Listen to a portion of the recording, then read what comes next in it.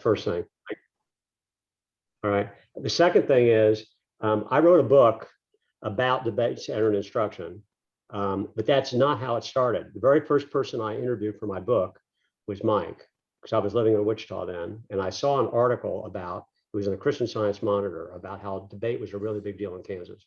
So I thought I wanted to write a book about debate, and I quickly realized that I couldn't write a whole book about competitive debate, changing the school system, because we can't expect every kid to be a competitive debater. But I discovered in the course of the research that there are people around the country, including the person you're about to hear from, who are using debate in the classroom in every class in middle school and high school. And that's in my book. That's all about my book. And it's how we think that this will change education in America. It'll make school fun. It'll make you have a good time. And it'll teach the kids, I think, in a much better way. It'll make them remember stuff. It'll give them speaking skills. It will just do wonders for education. And so in the course of doing all this, after my book was done, through make a long story short, I met a bunch of other high school teachers who are doing exactly what I talk about in my book. And they said, you got to meet Steve Johnson. And sure enough, Steve Johnson has already done essentially a web platform for competitive debate that became a big deal during the pandemic.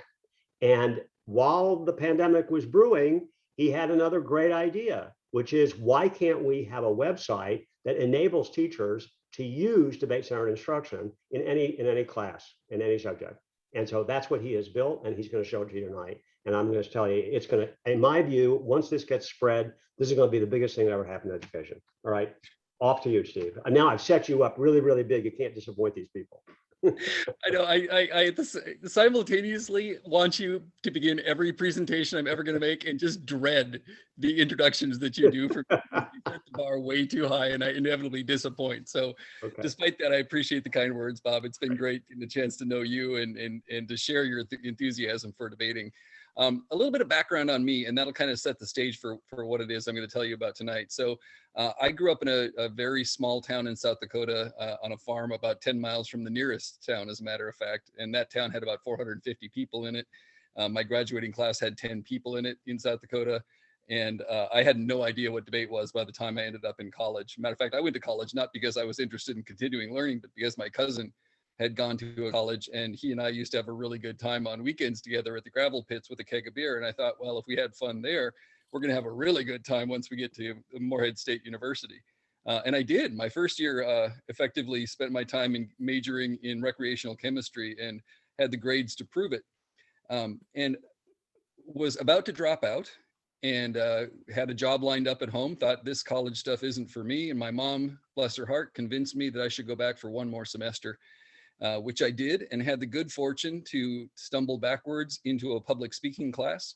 The instructor took some interest in me for reasons I still don't understand and said, you should try this debate thing. And so I did, and knew after the first debate in which I participated that this is what I wanted to do for the rest of my life. And I've been doing it ever since, well over 35 years now. The reason for that, I think, was because I finally discovered the joy of clear thinking. And I know that all of you who have worked in debate for some time can testify to this as well, that feeling that you get when the world makes sense, when you have the tools and the structures to understand what is otherwise complex and confusing information, when you have that moment that things line up and you understand.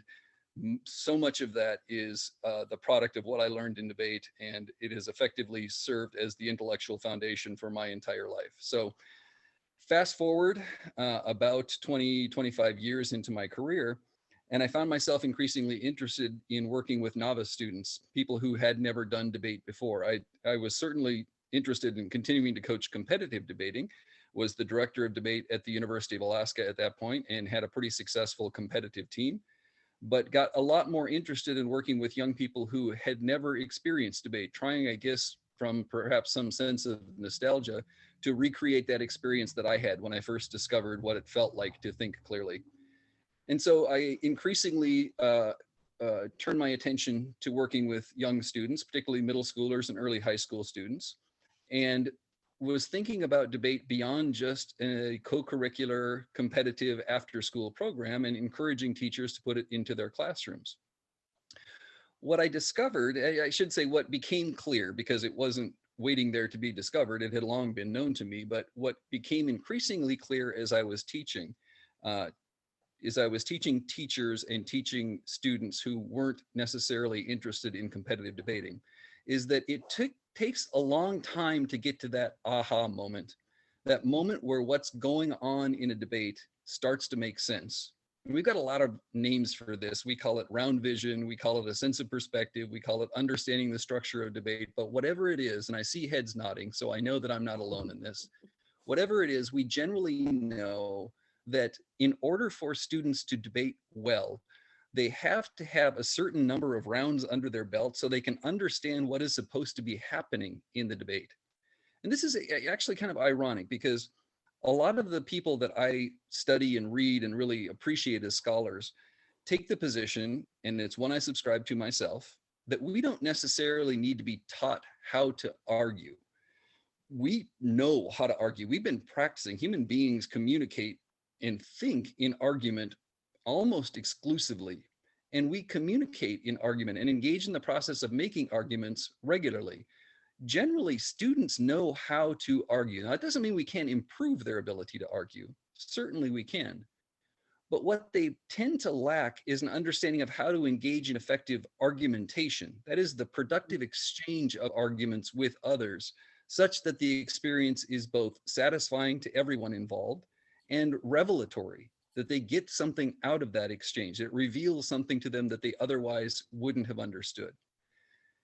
In competitive debate, we know that when you're bringing up novices, it takes what, 10, 20, 30 rounds before that something finally clicks and they start to understand what they're supposed to be doing in an actual debate. I didn't have that kind of time with students because I was hoping that teachers would use debate in their classes to encounter whatever subject matter they were dealing with, whether it was a biology class or an economics class or a civics class or what have you, mathematics for that matter. People doing great works with debate in mathematics classes. I wanted them to be able to use the power of debating in those contexts without having to commit to becoming a debate coach, because all of the time spent on weekends and at tournaments and at after school practices is not something that the vast majority of teachers are willing to commit themselves to, nor do they necessarily have the time in their otherwise busy schedules to do that. And so while I would introduce debate to these teachers, they would say, yeah, I tried it, but it didn't really work. The students didn't know what was going on. I didn't really know what was going on. They just made arguments. It sounded more like competitive oratory where they were just exchanging speeches and nothing actually really happened that was exciting. So I started looking around and I started thinking about how I could make debate more accessible. And what I came up with is a model of debate that I think illustrates in graphic form what should be happening when a controversy is explored in the context of debate. This model eventually became the foundation for the Argutopia platform that I'm going to show to you tonight. So what I'm going to do is spend some time walking through the model and explaining kind of the basic theory behind what the model is and how the model works. And then we'll talk about how the model can be made practical for any classroom by discussing how you can build topics and particularly issues within those topics that help to explore and expand any controversy. And then finally, we're going to turn our attention to actually building out an exercise in which you will participate. And so at the end of this, I hope to have assignments for you. Some of you will be engaged as debaters, hopefully, if you're willing to volunteer for that. Some of you will be engaged as judges eventually that will review the debate that some of you produce. But in the process of all that, I hope to get us to the point where not only do you understand what it is we're working on with Argutopia, but ideally can imagine how it might be helpful for the classrooms or settings that you might find yourself in. So with that foundation laid, let me turn my attention to talking about the model and how it works. So if someone could just confirm that at this point, oops, that's the wrong one. I got the wrong presentation here. Hold on a second. That's the one I want. So if someone could just confirm for me that you can see a slide on your screens that says the game of debate. Got it. Perfect. Okay. So let's start here. This is an image of a chess match. And I love using this image as a starting point for this discussion because it goes along with a question that I like to ask people. And the question is this. Imagine a scenario where you had to describe the game of chess to someone who had never seen it or heard of it before, never encountered the game of chess. But the caveat is you can't use or describe a chessboard to explain what happens in chess. What would you do? What would you say? How would you describe the game of chess without referring to the chessboard? The silence speaks volumes, I hope.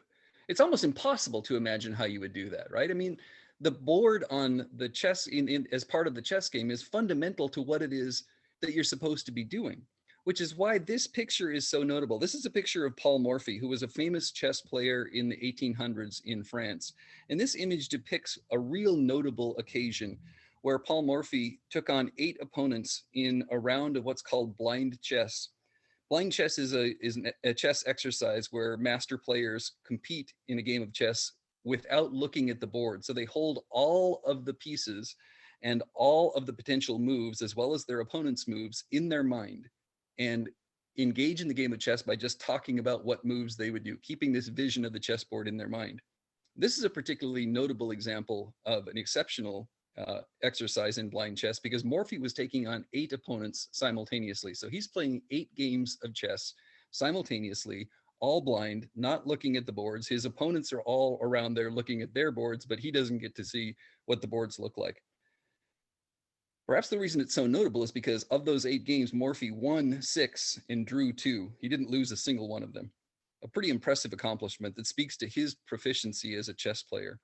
But this notion of blind chess, this notion of holding the entire game in your mind and understanding the position and potential moves available to you, is so remarkable and so mentally taxing that about 40 or 50 years after this occurred, the Russian Chess Federation in about 1930, which at the time was the world's preeminent chess federation, actually banned its players from engaging in multiple matches of blind chess because they thought it was way too cognitively taxing and that their players were literally going insane trying to engage in these multiple blind chess matches.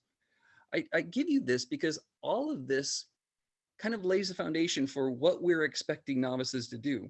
When we tell a novice debater or a student who's never debated before to engage in a debate, we're effectively telling them to play a game for which they don't have any points of reference. They don't have any understanding of the moves that are available to them, how those moves affect the space in which the debate is occurring, and what ultimately their moves do to affect that space. Which led me to develop this model of debate. I call it the spatial model of controversy. And effectively what it does is try to create a model that represents what's going on in the debate when it occurs. It starts with this, the assumption that any controversy occurs within a particular territory. And I call this territory of controversy because effectively what it does is it provides a boundary around the things that are relevant. So all of the arguments that you might make within a particular controversy that have salience, that have relevance to that controversy, and those are separated from all the things that are irrelevant when discussing that controversy. So if we were, for example, discussing the controversy about whether or not we should send a manned mission to Mars, we might expect that relevant arguments to that controversy would include things like whether humans can survive such a long stretch, and whether or not it's appropriate to be exploring different planets when our own planet is currently at risk. Should we spend public dollars on space exploration, or should that be dedicated to developing or saving our own planet? Those are all relevant arguments, as well as many others that would be included in that territory. Outside of that territory are all the other arguments that aren't relevant. So questions about whether the United States should have a socialized medicine system, or whether or not we withdrew from Afghanistan too hastily. These are irrelevant to the controversy surrounding whether or not we should explore space. So the start of this model assumes that there is a territory within which controversy occurs, and that territory defines the boundary between those arguments that are relevant and included in the controversy and those arguments that are irrelevant. But that territory goes beyond that to recognize that within that controversy, there is clash. And that clash is an imagined place where pro arguments, that is arguments in favor of whatever position the controversy is expressed as, interact with con arguments, those arguments that are opposed to that position. So imagine this same territory, but now divided between the pro and the con potential arguments. And we recognize that dividing line, that vertical dividing line between pro and con, as the place where the efforts of the pro and con interact, where the pro tries to push that line further to the right, to occupy more of that space, to gain more territory in the clash between the pro and con. And the con reciprocates, pushing back against that same line, trying to gain more territory, more acceptance, more attention on the part of the audience based upon the arguments that they're making. Hold that notion of clash in your mind, because it's going to be important as the model continues to unfold. But I also want to now consider a different aspect of this model. In addition to representing this dividing line between pro and con, one of the other ways that you can imagine this territory of controversy is that it is divided into subdivisions, that within any particular territory of controversy, there are smaller controversies that emerge that are relevant to that larger controversy, but that subdivide that territory into smaller, perhaps more manageable areas of contest between the pro and con.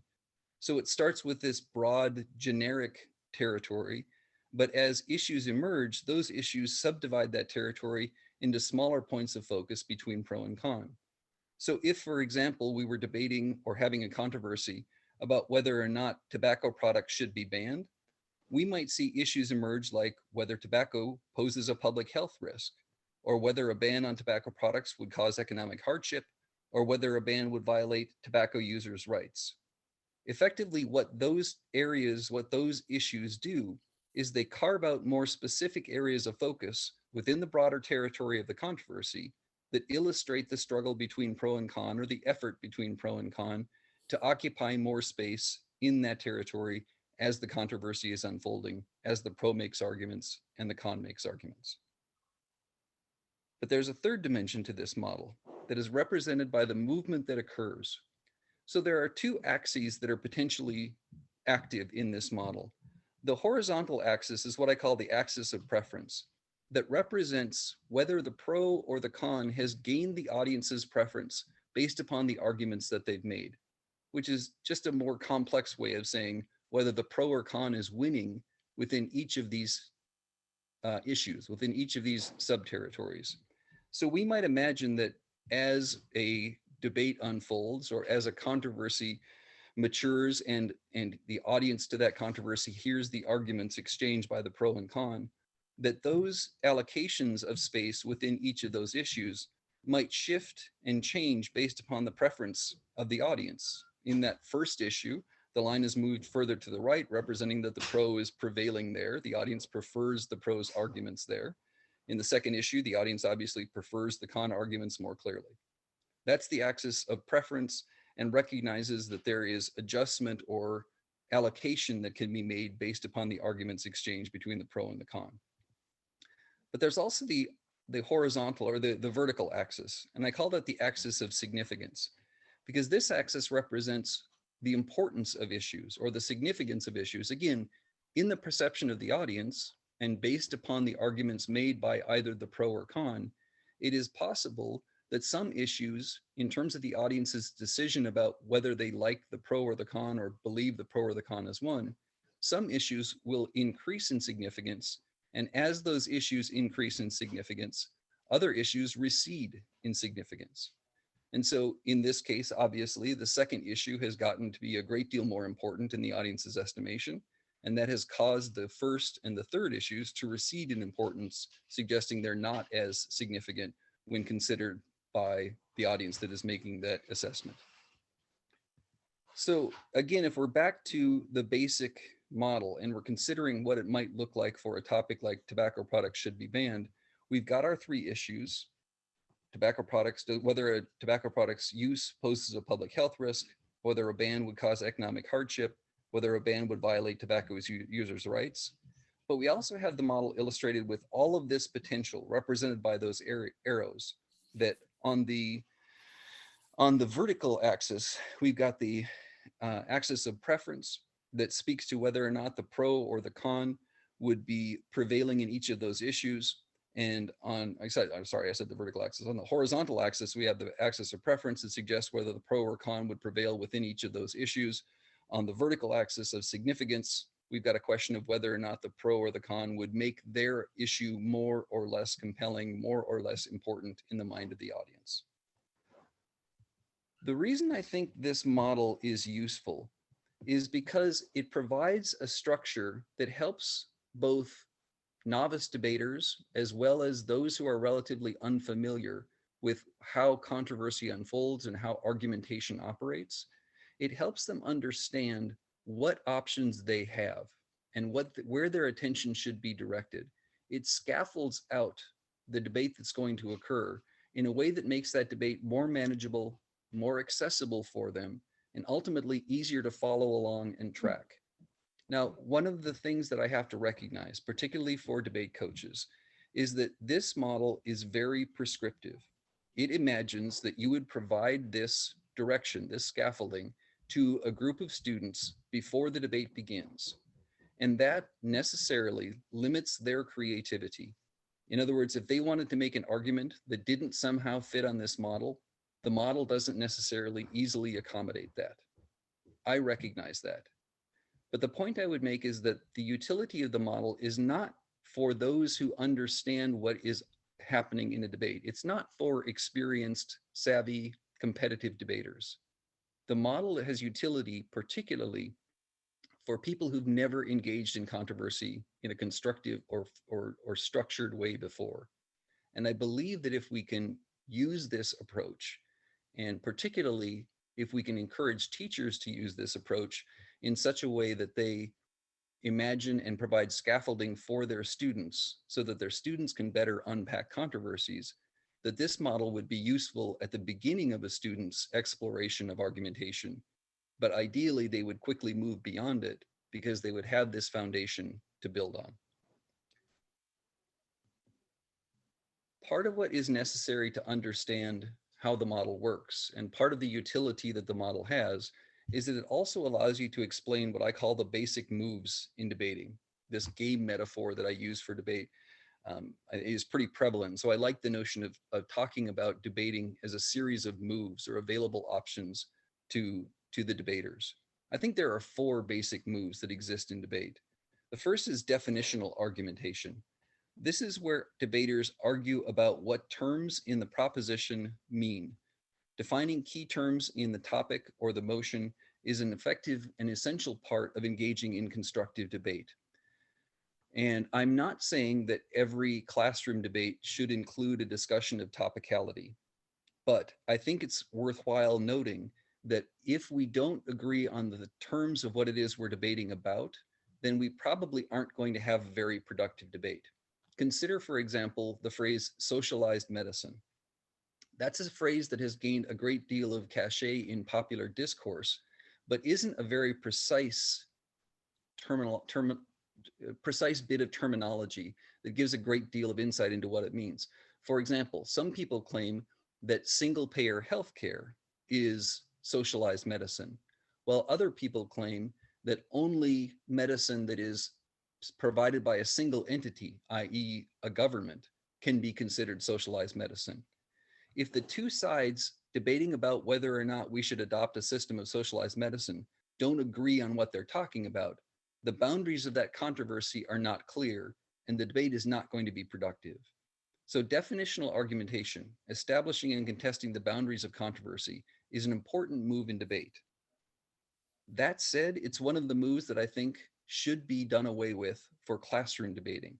I think that very prescriptive topics, well-written topics, and clear explanations to both the pro and the con side about what the terms of the motion or the terms of the topic mean, so that there isn't a temptation to try and manipulate the meanings of the words in the topic to gain some advantage in the debate, will quickly move students towards more satisfying and productive substantive argument that is the focus of the next 3 moves.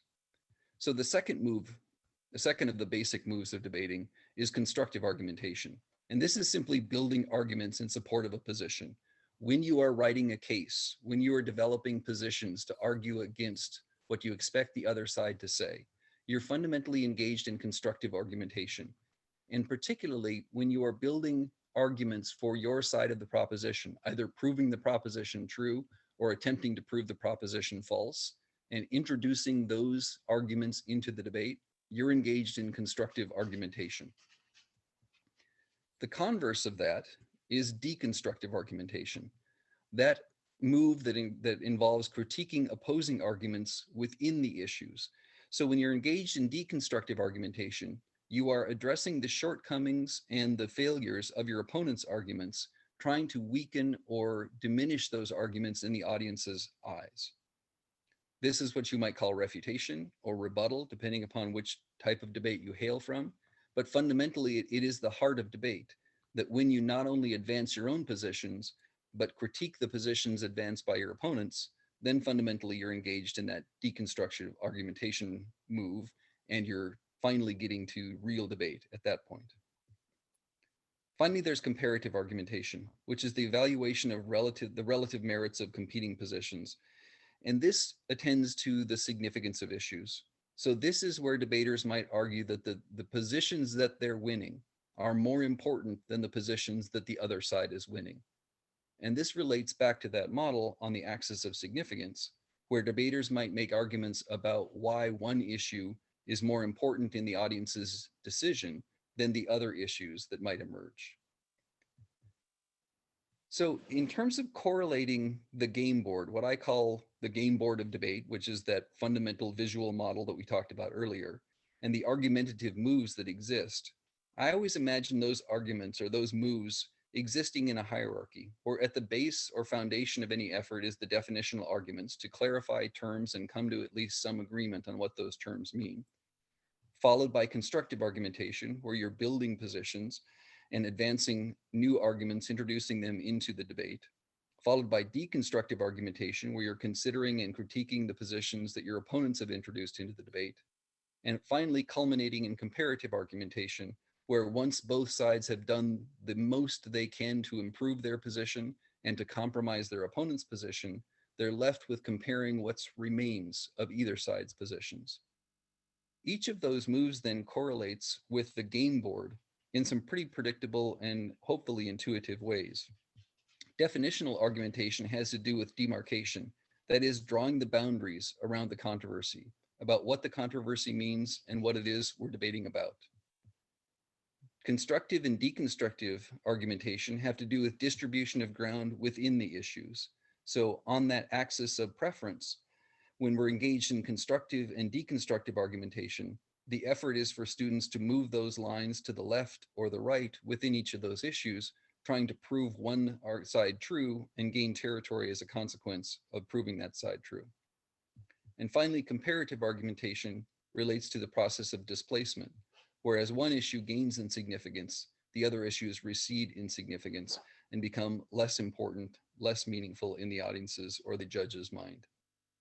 Now, I should pause at this point and say, I often use the words audience and judge interchangeably, because I believe that the power of debate lies certainly with the experience that the debaters who are making the arguments will have, but perhaps even more powerfully lies with the decision that the audience is asked to make at the end of that debate, which is why I think this model has particular utility.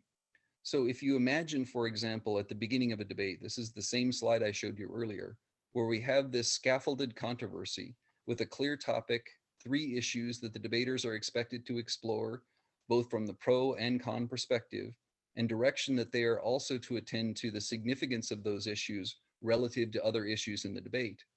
We can imagine that after the debate unfolds and both the pro and the con have had the chance to make their arguments and explain their positions and compare issues, engaging in both constructive and deconstructive argumentation and comparative argumentation. If the model looks like this before the debate begins, then after that process of debate, the model might look something more like this. In each of those spaces, you have arguments made by the pro and the con side recorded directly on the model. So in the first issue, you've got morbidity and mortality rates among tobacco users are significantly higher than among non-users. Clearly, the pro is attempting to prove that those who use tobacco are more likely to be sick and die as a consequence of their tobacco use. They're also arguing that tobacco cessation programs have proved effective in reducing rates of usage and corresponding rates of morbidity and mortality, trying to prove a correlation there between tobacco use and morbidity and mortality by illustrating that those tobacco cessation programs cause a decrease in morbidity and mortality. The con for that issue responded by saying all activities incur risk, and tobacco use is not significantly more risky than driving a car. Well, appropriately, given that weak argument, the audience strongly preferred the pro side's position in that debate, which is why, in this case, the line is moved far to the right, representing that the pro gained the most territory on that issue. But that's not the only thing that's illustrated by the model. The model also represents that that issue, the first of the three, was perceived to be far more significant than the second and the third.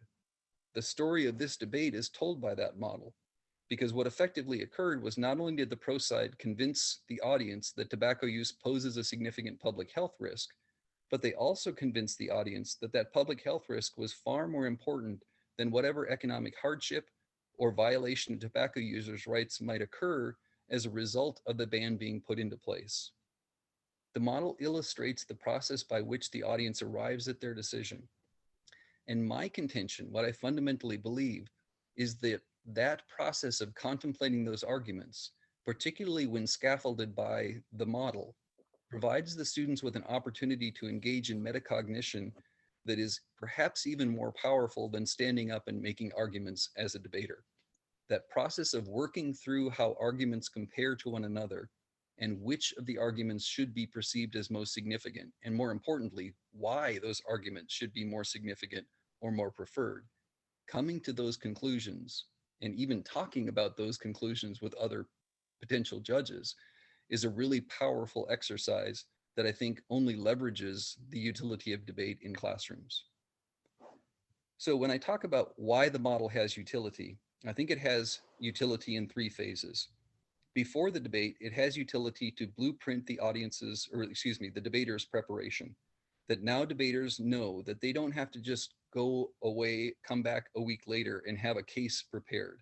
Now they know where they should be directing their attention. The pro side has to make arguments that proves that tobacco use does pose a public health risk. They have to be prepared for arguments from the con that a ban will cause economic hardship. They have to be prepared to answer arguments about violation of tobacco users' rights. And the con side is similarly informed about where the clash in this debate is going to occur.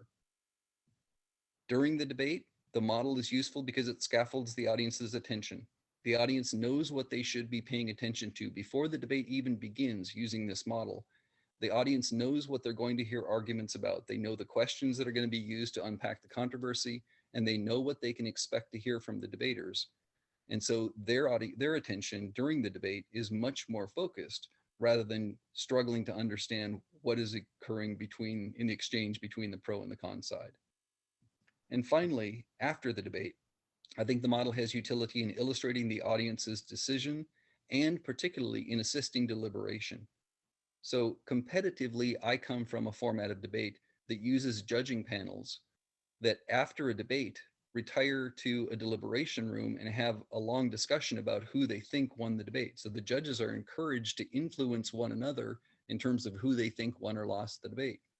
When I first went over to this format of debate, I thought, this is absolutely insane. You would never want individuals to talk about the debate with each other before they make their decision. But now, having spent about 20 years in this format of debate, I've come to treasure it as one of the most powerful experiences that I have had, and certainly one of the more powerful experiences that my students have had when they get a chance to do the same thing, that causes them to think deeply about the arguments that are being exchanged in a debate, having to represent and evaluate those arguments in a discursive setting when they're engaged in that deliberation with other judges who are similarly trying to come to a resolution of what they saw in the round is a very powerful experience in terms of making sense of what occurred during that debate. So that's a lot of stuff dropped on you pretty quickly. I'd be happy to pause for a second, answer whatever questions you might have, and give whatever feedback I can based upon that explanation.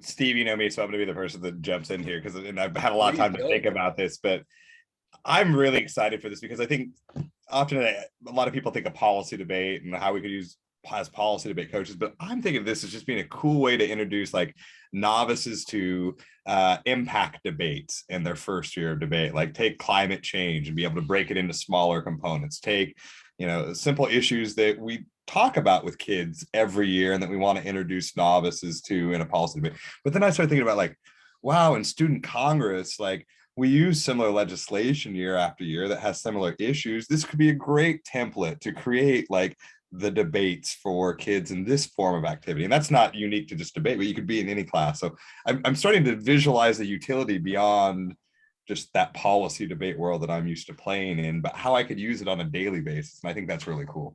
So, my 2 cents.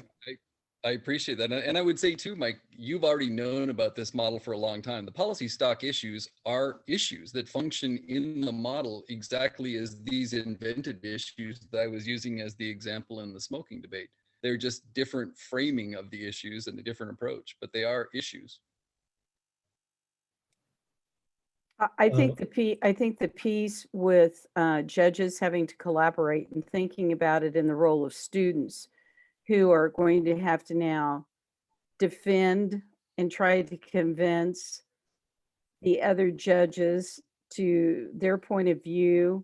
It allows that collaborative piece that we don't have in a competitive debate round where we sit on a panel, but we independently make the decisions. Once those ballots are turned in, there may or may not be any collaboration among the judges. Most competitive debates, tournaments don't want that. Tournament directors don't want that. But for an in-class assignment and using this kind of model allows for it, which really allows kind of a second layer of debate where these 3 judges or 5 judges now are debating among themselves. And the bigger piece is reaching consensus. And that's, I think, at the heart of Litton's book is consensus building, the ability to listen both sides and come to the middle, willing to give up something from each side to get there. Pam, I want to give you a hug. Yeah, I couldn't have said it better myself. That's a terrific articulation of why I think this is a powerful approach. You described exactly what I do in my classes, and not just my debate classes. In every class I teach, I have a debate component. And the value of that debate component in those classes is, as I said earlier, not the debate that occurs, but the discussion that follows the debate. I put students into small groups. So I'll do one debate with 4 people in front of the room. I've got 20 other students that are watching the debate. I put them into 4 groups of 5 after that debate, and they use this model to talk about the debate. This is the way I think it should look. No, I think it should look this way. No, I think it should look that way. And I spent a lot of time, and first of all, I'll say incredibly productive. The students, the amount of chatter in the room when they're trying to convince each other about why their model is the appropriate way to allocate the model, why their decision is the best decision. And then the reflective opportunities that arise because of that, the moments where students go, oh, that's what that argument meant, or I see why that argument is relevant to this argument over here. That is incredibly powerful metacognition, because now they're thinking about how they were thinking about the debate. They're arguing about the arguments that they're just encountering. And so you get so much more utility out of that experience for the students, which I think has been the most powerful part of this.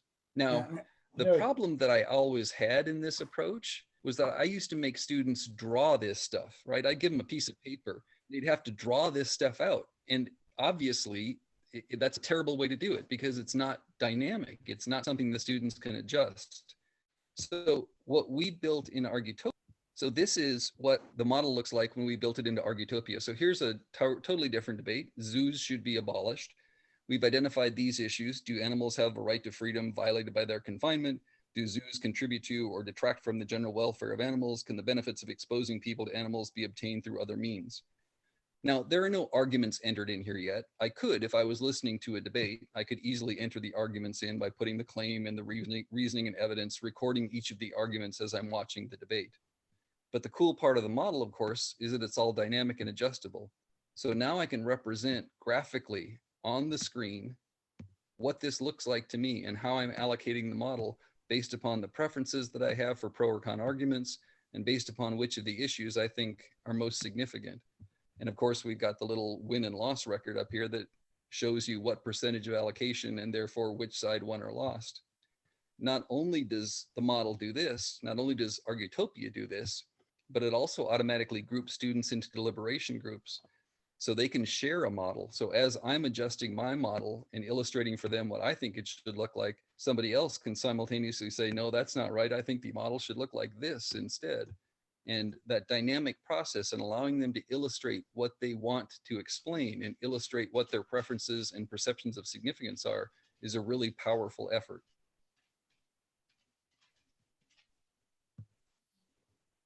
A couple of things that occurred to me as I was listening to you, and I'll deal with the last thing you said first, which is the first thing that came to mind when you talked about collaborative decisions is this is how jury trials work. Jurors retire and collaborate. And so to me, that makes this a very real world because our students are going to be jurors someday as part of this society. This is a good opportunity to learn. It's okay to talk about, well, I thought this person won. No, I disagree. Now let's figure out why we had those differing opinions.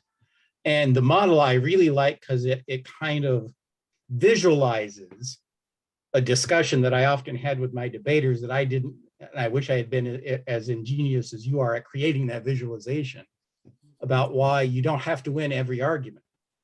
What you need to do is maximize the arguments that you think you are winning and minimize the importance of the ones that you are not. And that verbal discussion often went nowhere because I couldn't visualize it. I love the way this is visualized. That gets Well, to the heart I of wanna crystallization. Yes, it does. And I want to go back to the very first thing you said, where you said, this looks a lot like what you would expect a jury to do. I would go beyond that. In any decision-making body that we entrust to make decisions for us collectively, whether that's a courtroom, whether that's a judiciary, boardrooms for that matter, right? I mean, all of these collective efforts that we have at decision-making, debate starts the process. But quite often, the decision is made through a deliberative process of evaluating the pro and the con side. So legislators have experts come and testify before them for both sides of a bill that they're considering, and then they retire and discuss and negotiate what the legislation should look like. You've already described what happens in a trial, right? The jury hears the arguments from the defense and the prosecution, or from the sides of a civil trial, and they retire and deliberate about the evaluation of arguments. Nearly every formal process of collective decision making that relies upon adversarial argumentation has a deliberative component that follows that. We often forget that in debate, right? When people talk about doing debates in their class, they think the debate is the end of it. It's not the end of it, it's the beginning of it. It's not concluded until we have that deliberation about what decision we should make collectively. Other questions, insights, clarifications on that foundation of that model? I have a software functionality question. So the stasis points that you identify in the software, are those set by the instructor, or is it able to be edited by judges? Well, that's a terrific question, Loris, and I think I know what you're driving at. I'll give you both answers. Okay. The first answer is, at present, the platform imagines that the teacher, the instructor, would provide to the students the entirety of what I call the debate kit. That is the topic, as well as the prepared issues that structure that controversy for them. We are going to build in a component that is kind of an advanced version of it, where the students who are doing the debating could agree upon the issue. So part of what I do when I do these sorts of assignments in my classes is I tell the students, the four of you are going to debate. You don't know if you're pro or con yet, but you're going to debate. What you have to do is agree on the issues before the debate that you're going to use to structure the controversy. and then provide those to the audience. And only once you've done that will we assign pro and con responsibilities, right? So they negotiate what issues should be used to structure the controversy. We're going to build that functionality into it. And then the third level of functionality will be a just generic model where the judges who are, or any audience member who's watching a debate, can invent their own issues as the debate unfolds. So this imagines at probably at a higher level of competitive debate, the debaters are not going to disclose what their issues are or even agree upon those issues before the debate begins. But this model still could be useful for a judge who is tracking the debate, writing the issues down as they see them, and using this model to illustrate for the debaters why they arrived at the decision they arrived at. That's a ways down the road, because really I think most of the interest I have is getting this into the hands of teachers who aren't interested in that high up level of a debate, but want a very predictable and highly structured argumentation experience for their students that they'll use one time in an economics or a biology class. It's not going to be the sole focus of everything they teach. Yeah, no, actually my thought was with our non-competitive public speaking class, we do a debate unit. And so we have not had that much structure thus far in that debate unit, as far as like specifying what needed to be on each case. But it's definitely where my thought process has gone with this, which is why I asked. Yeah, when I'm talking to groups of people that I trust, I talk about it as the training wheels for debate, right? Oh, for sure. What it does is it provides that sort of certainty and set of guardrails that allows debaters to be confident and successful about what they're going to do, because we know students have a high degree of anxiety when getting into debate. Despite the fact that it's incredibly valuable for them, it takes a lot to stand up before your peers and make an argument. If you can reduce that anxiety by giving them a degree of structure and predictability, you increase dramatically their chances of success, their affinity for debate, and hopefully spark a love of argumentation that will carry them on to far more higher levels of that. I do have another question as far Yeah, as please. instructor accounts while we're doing that. You're doing beta testing and whatnot. Actually, we have, I tried to send this out to teachers in my building that I know use debate for units, because we actually have several that have started doing that in the last 4 years. And so is it possible for us as individuals who are going to have beta accounts for this to be able to share some of those with other people in our building, so that we can try to get you more of those kinds of play testers to be Yes, able to by do all that? means. Matter of fact, I'll go a step further. I'll come and do a training for your folks. If you That put a would be group of people together who fabulous. want, We if you put a group of people together who want some help with this, I would love to come and do a training for your folks. Awesome, because we have we did a real big push for using debate across the curriculums almost 4 years ago, and we have debates in many disciplines across the building, so that would be You're the fabulous. school I'm looking for. You're exactly the school I'm looking for, because I want a tool that makes debate across the curriculum possible and realistic and feasible without being intimidating and confusing. And simultaneously, I'm not to jump in and piggyback on it, but I think it's really important. That's also the building that we're looking for in Kansas, where it's comfortable already, and some building that's willing to utilize a tool like this and can be an example that can model to other schools in Kansas how it can be utilized. To me, the Kansas audience, because of how strong speech and debate is, a natural fit to spread this out and utilize it because it works, of how it works. Steve, can you show us one thing on here? And I've forgotten about this, but as you shared your screen, as you go into insert in your flow or into your chart, the argumentation, pop up that Toolman model again that I saw hiding there, and the way that people record the claims and the warrants. Is that what I saw? Oh, sure. Yeah, I think I know what you're saying. Let me share the screen here. And I just wanted to see it again, because man, one of the hardest things for me is as an instructor and a teacher and an educator is getting kids to be able to break down the difference between claims and reason. Yeah. Okay, cool. To me, this is what I'd forgotten about this, or I don't remember if I'd seen it before, and I need to spend more time in debating, but that's an incredibly powerful function as we're teaching kids how to engage in these debates and listening and recording that information. Sure, and I can show you too. Let's see, I think I've got it here.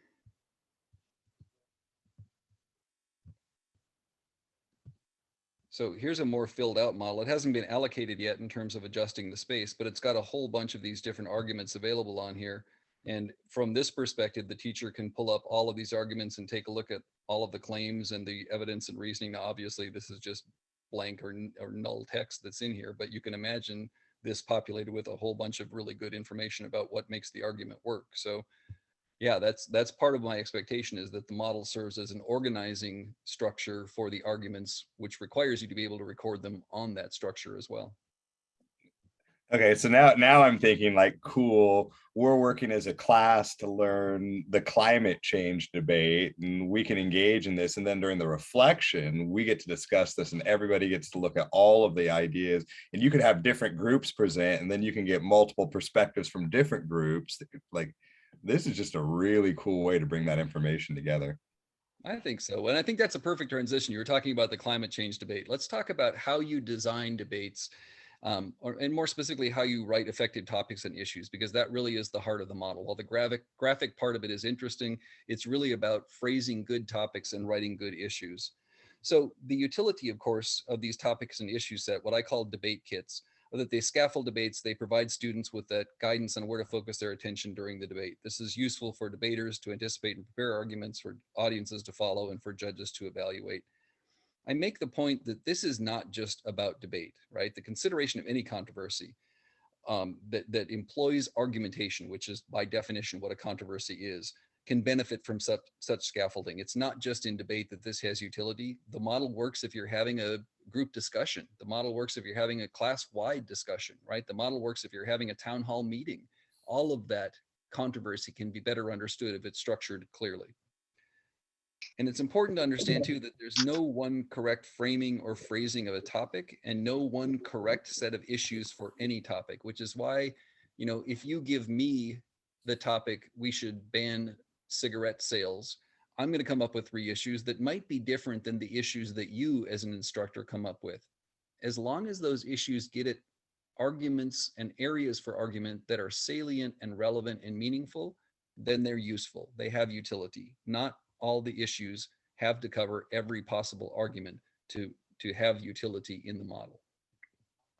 So this is an example of what some debate kits look like. At the top there, you see the tobacco products should be banned one, with the issues that we were working with in the example that I just showed you. But you've also got public schools should be required to wear uniforms, with issues like, do uniforms contribute to academic success? Do they improve the way students treat one another? Do they prevent students from expressing themselves? You've got a topic on whether or not we should adopt term limits, whether organ donation should be compulsory. I've got at this point about 120 of these debate kits already built into Argutopia that are ready for instructors to use right now. We're going to have a social dimension to the site too, where as instructors build out their own debate kits, they can share them with other instructors of the same discipline that they're in.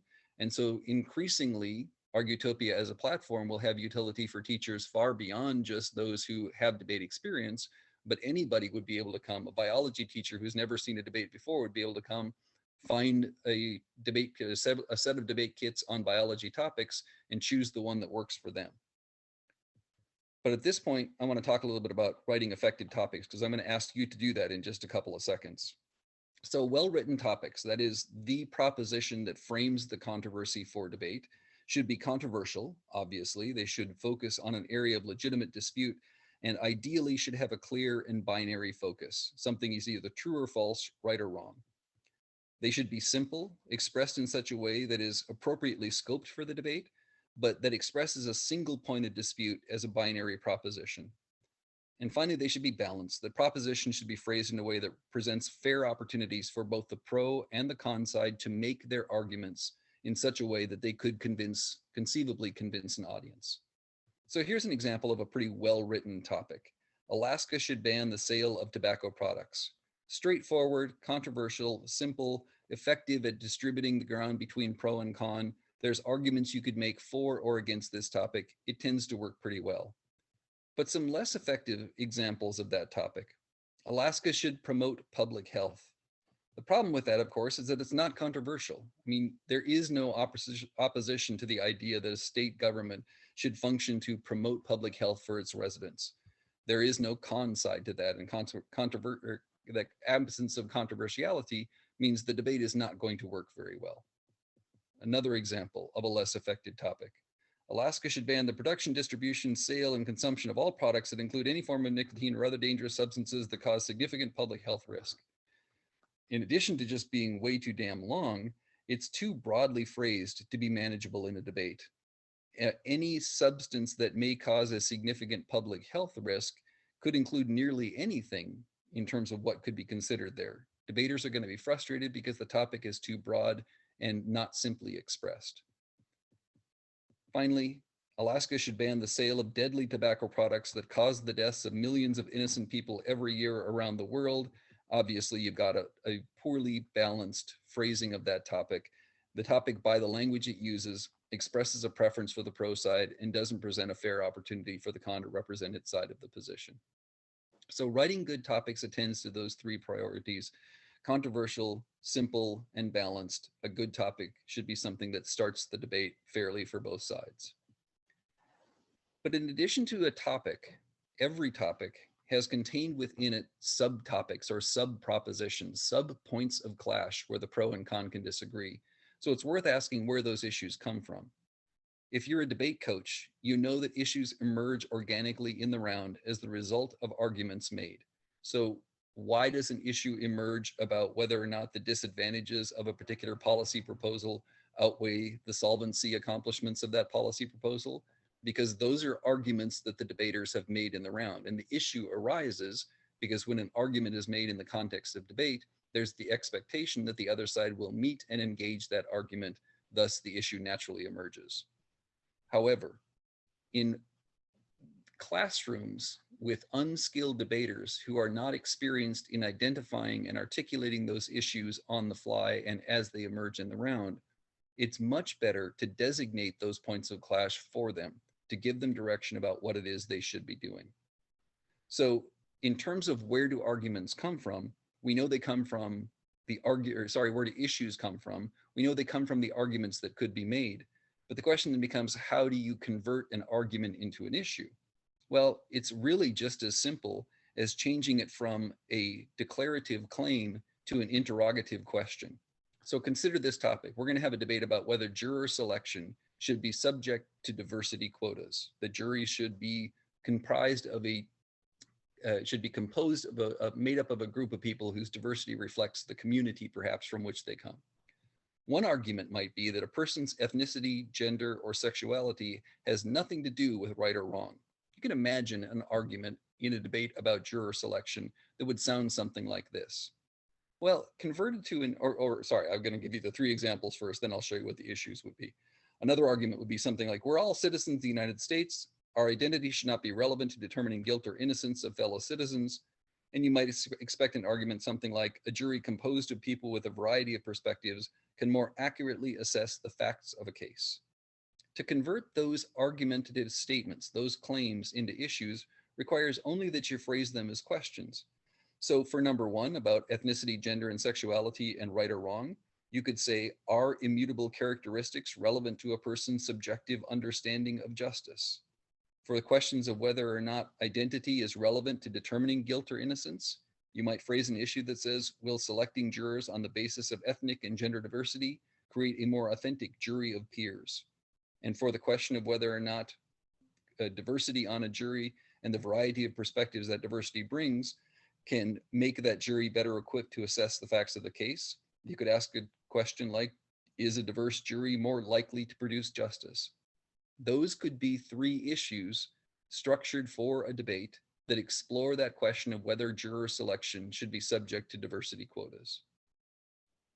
So some tips on writing effective issues. Phrasing issues in general should be done with an eye toward writing at least 2, but no more than 5 issues. It's my belief that obviously you need to have 2. The function of an issue is to provide a more focused subdivision of the broader controversy. Thus, one issue doesn't do anything because that's what the proposition, the topic itself does. You need at least 2. More than 5 issues in a debate, particularly for novice debaters, becomes difficult and challenging to manage. A lot of the debates that I do have just 2 issues, and they work very well because one issue tends to be owned and introduced by the pro side, and one issue tends to be owned and introduced by the con side, and they can spend a lot of time comparing the relative significance of those issues, which is actually a very useful exercise in that argumentative exchange. I recommend that issues are written as closed or binary questions with clear yes or no answers or binary choices between options. So issues that pose or that begin with how or why tend not to work well, because you want that model, at least in terms of making the model functional, you want the audience or the users of the model to be able to imagine allocating that space within the model to the left or the right. Thus, a question like, will imposing a ban on the sale of tobacco jeopardize tobacco users' rights, has a yes or no answer to it, depending upon the arguments that the debaters make. But an issue like, how will a ban on tobacco compromise tobacco users' rights, does not provide you with an intuitive understanding of why you might allocate space one way or the other to the pro or the con within that issue. Thus, closed questions or binary choices tend to work better as issues. Much like topics, issues should be controversial, simple, and balanced. The more precise the phrasing, the more productive they tend to be. And they should be properly sequenced. And by that, I mean that as an audience is learning to make a decision, there is an order through which they proceed. And those who have worked in policy debate know this, right? You know that you debate about the existence, the significance, and the inherency of a problem before you debate about the solvency and advantages and disadvantages of the solution. That's the progress of that decision that the decider, the ultimate decider of that controversy, the judge, needs to progress through in order to arrive at their decision. Well, the same is true of a lot of other decisions that we make with regard to controversies. So these issues are arranged in a particular order, but it's even easier to see when we reduce those issues to a set that is mixed up. So imagine a debate on tobacco products should be banned, and you want to use 3 issues. Will a ban produce significant economic consequences? Will a ban be more effective in reducing rates of consumption? Does tobacco use produce public health impacts significant enough to warrant banning? There's an order, there's a progression through which you would go when making a decision about whether or not you would want to ban tobacco products. In this case, the question of whether or not the public health problem is significant enough should probably come first, because if the problem isn't significant, there's no reason to consider the solution. Once you've determined in your decision-making process that a significant problem exists, the next issue that's relevant is whether the ban would be effective at reducing rates of smoking. Again, only once you've determined that a problem exists would you want to explore a solution to that problem. And before you can look at the third issue, which is whether or not there would be significant economic consequences to a ban, you'd first want to answer the question of whether or not the ban is desirable because of its effects, i.e., does it produce solvency? Does it solve the problem? And if it does, then we can move on to question whether or not the economic consequences of putting that ban into place are worth the ability to solve that problem. As you can probably tell, this one lines up pretty nicely along the stock issues. Problem, cause, advantage, or sorry, problem, solvency, and advantages and disadvantages give you the structure and the progress of that decision. But how about this one? The state should facilitate prisoners' rights to procreation. So the debate is whether or not the state has an obligation to allow prisoners to engage in the fundamentally human act of procreation. This could be organized around 3 issues. Should prisoners be afforded a right to procreate? Is the state obligated to facilitate a prisoner's rights to procreate? Do people have a right to procreate? But as you're thinking about making a decision about that proposition, whether it should be true or false, there's a particular order that you want to consider those issues in. In terms of a debate on that proposition, on that topic, the state should facilitate prisoners' rights to procreation, which of those issues do you think would come first?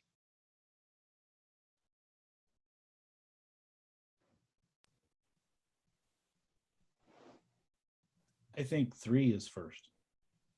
You're absolutely right. Why do you think 3 is first? Because you have to start with whether this is a basic human right or not.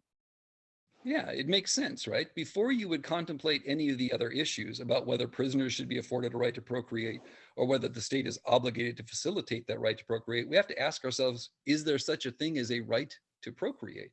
That's a fundamental issue that informs and precedes the other two issues that you're contemplating in that debate. And if there is a question that's not on there, is if there is a fundamental right to procreate, can that be forfeited for you by the state under certain circumstances? All rights seem to be able to be forfeited by the state under certain circumstances. Does this fall under that? Which in some ways is just a rephrasing of the second issue. Should prisoners be afforded the right to procreate? Maybe that's one of the rights that should be deprived them as a consequence of their punishment, right? As a consequence of the determination of guilt and the state's imposition of sanction. Perhaps one of the elements of that sanction is that they're denied a right to procreate in the same way that they're denied a right to free movement or a right to free expression when they're incarcerated. Perhaps this is one of those rights that should be denied them. And only once we've determined the answer to that question, whether prisoners should be afforded a right to procreate, would we proceed to the third question, which is, should the state be obligated to facilitate that prisoners' rights to procreation? Does the state have to provide them matchmaking sites and opportunities to engage in procreation, right? Those are legitimate questions that could be contemplated in a debate about facilitating prisoners' rights to procreation. But the progress of the decision, sequencing those issues in a particular order, allows a structured approach to making that decision that helps students and the decision makers, i.e. the audience and judges who are watching the debate, consider that controversy in a structured and orderly fashion.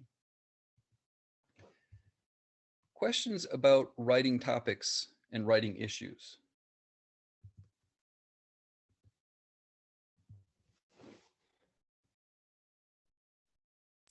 Honestly, this is something I've done with I think Mike was saying earlier with Student Congress. Yeah, I always tell my students when we're trying to come up with, hey, what's our legislation going to be? I tell them we need something balanced. I don't get something just like, ooh, I really like this because I really agree with this topic, or I really agree with this one thing. And great, does everybody else? Because then what are you going to debate? And so I like the idea of having something, that visual tool again. I think you could use that to look at the balance of it too and see, okay, we've come up with this topic.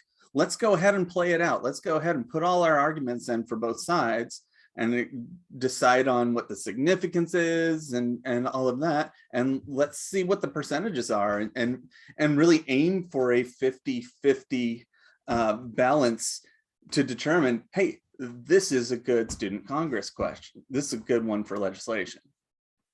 absolutely. I think there's a host of utility. That's one application of the model that I didn't ever imagine, but I can imagine would be really useful.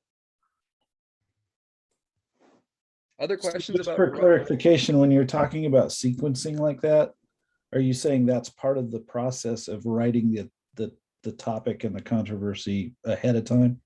Yeah, so imagine you're the instructor, Russ. You're trying to design a good debate for your class in economics or biology or government or whatever you're teaching. When you write the issues for that controversy, one of the things that you have to contemplate is there a particular order in which these issues should be contemplated, in which they should be encountered? And then just listing them in that order helps students structure and arrange their thinking about that decision. So when you do that and you take a topic like the procreation topic that you just had up, that seems to have a reasonably obvious sequence for anybody with any experience in argumentation. Does that change the sequencing element of the debate at the judging level when it's reasonably obvious? Yes, I think it does. What proper sequencing does is it gives everyone, the debaters and the judges, the scaffolding for the decision that they're arguing about and that their decision that they're making. So it tells. I think what I meant was, does it have an impact on the significance portion of that element? Oh, well, maybe I'm not tracking your question. So if part of the beauty of the model is that you can see dynamically how issues grow in importance or significance, right? That sort of the vertical axis of the model. Yeah. If the elements of the debate are, if the main arguments in the debate are pretty obviously sequenced already, does that affect that? I'm asking if that affects that axis in some way. Well, you're going to lead me down a rabbit hole, so I'm going to do my best to give you a brief answer. One of the things that the model can illustrate is presumption. And presumption is the audience's attitude toward both significance and preference before the debate begins, right? So the models I've showed you are these perfectly balanced pro-con where each of the issues is exactly the same size.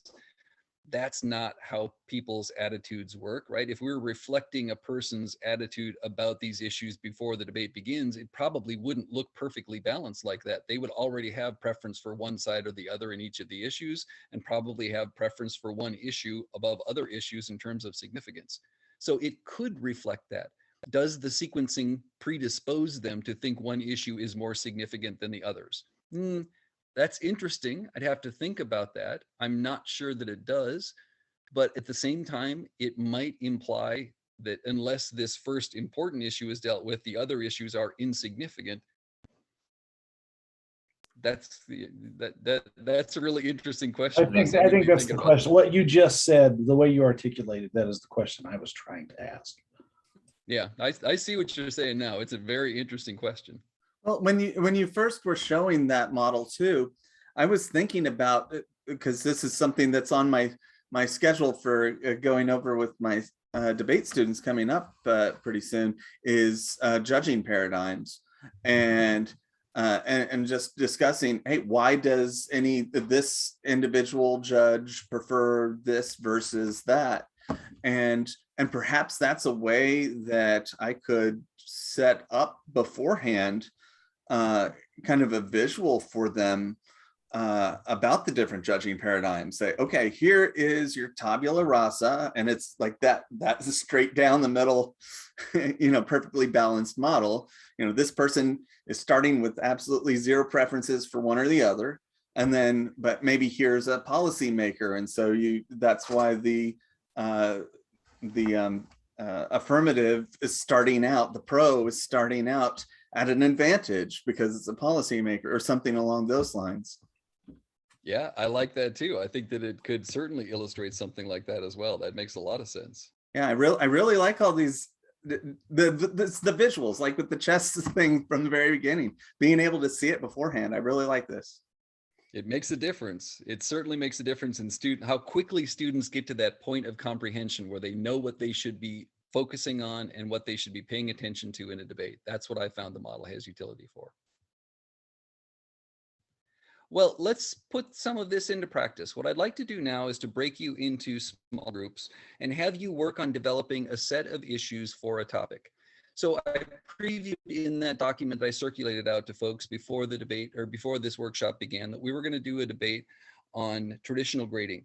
My vision is that what we'll do in the week between now and next Wednesday is set 4 of you up. If you would like to volunteer, I'd be forever grateful, but set 4 of you up to record a speech, either pro or con, on a topic. We've got an asynchronous recordable debate built in. I'm going to show you it in just a second, but before I can set that up, we have to agree on what the issues for this debate are going to be.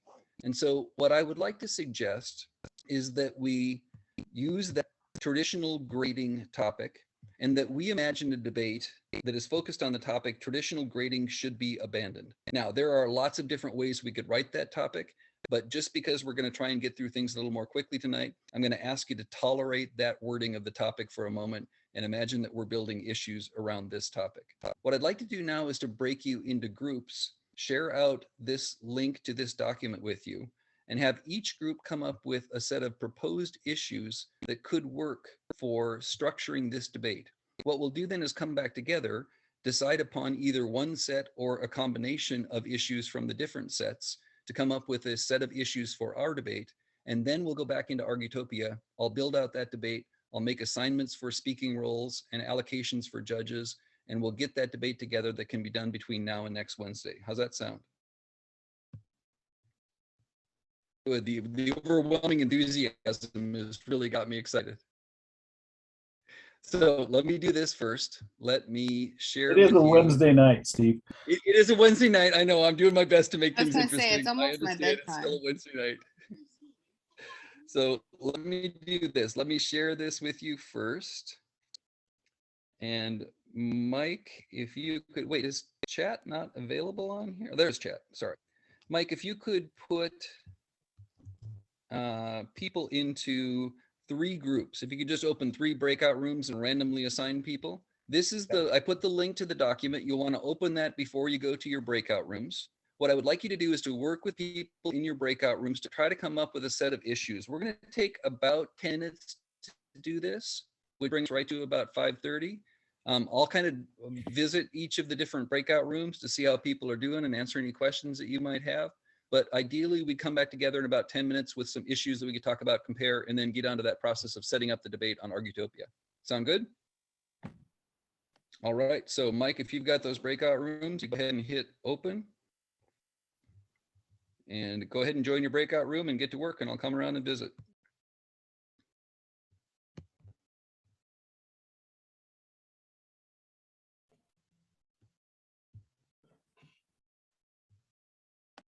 So I think I got assigned to a breakout room. Is there some way that you could give me the ability to go visit the breakout rooms? I'm not sure I can. Yeah. Can you move yourself? Does it give you the option to join a room when you see breakout rooms? Okay, I'm gonna make Only you got a the option to join one breakout room, and that's the one that I was assigned to. right. Let me see if I can make you a make you a host. We'll fix that. Give me a second. More make host. This should give you. Okay, now click that breakout button again and see if now you can join. There we go. Now I can go around and visit them. That's perfect. Thank you, Mike. Okay, yeah, not a problem. I'm going to give them a couple minutes to work on things first, and then I'll go check out and see how things are going. Cool. Hey, Steve, I just want real quickly say thank you again for this.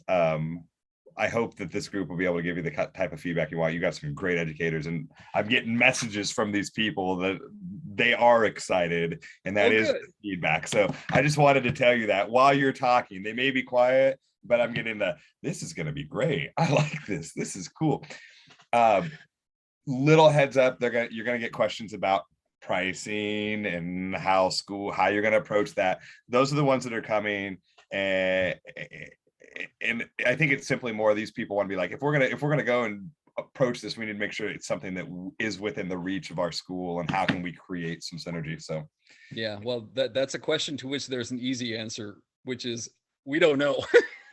Well, see, and when you it's funny you said that, because Russ Tidwell was just messaging me. He's like, how's this set up? I was like, I don't think that Steve has it figured out, because he's still trying to work through like the logistics and the business side of that. So well, and the truth of the matter is, I want a good product, a product that is informed by feedback from educators before I start trying to sell this. The last thing I want to do is try and sell a product that people are not happy with. So I'll keep giving it away till free, and we've got enough runway on this project to keep giving it away for free for quite a while yet before we have to start charging for it. So I'm not interested. I want lots of people using it and lots of people telling me what doesn't work.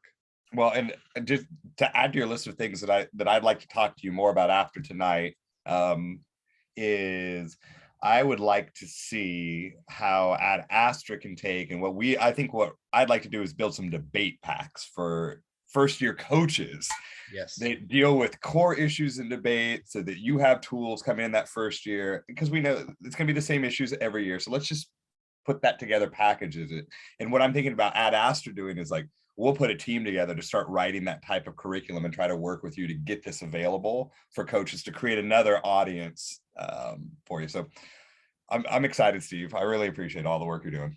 Awesome. Thank you very much, Mike. It's that kind of stuff keeps me going. I got to tell you, it's spent a lot of time sitting here thinking about this and writing about this and presenting it to others, but actually seeing it in practice is just thrilling. So I really appreciate the feedback. I'm gonna go stick my head in some of these breakout rooms and see what people are doing. Perfect. Sounds good.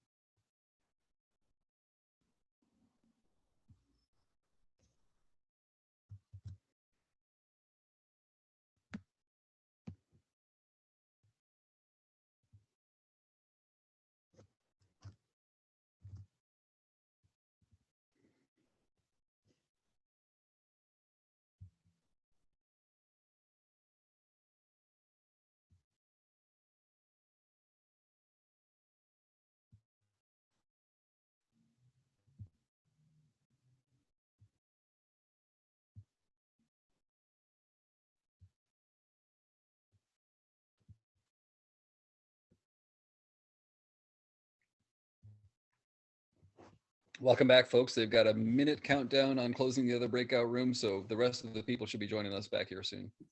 Apparently, when you click leave room, it just boots you. Yeah, I think it's a Zoom update issue after my computer went. When I closed the meeting, it was like, oh, Zoom's out of date. Yeah. So I have to ask the question, are any of y'all willing to be debaters for me? I didn't have like 12 meetings next week. Look, and I want to be clear. You don't have to do research. You don't have to use supporting material when building arguments. You can make a perfectly valid argument without evidence by having good logical reasoning that underpins the claim that you're making. So I'm not asking you to go out and do a whole bunch of additional research or spend a lot of time on this. I'm asking you to record a 3-minute speech. How about? Well, we almost got there. Yeah, I was mid-sentence. So We'll get there.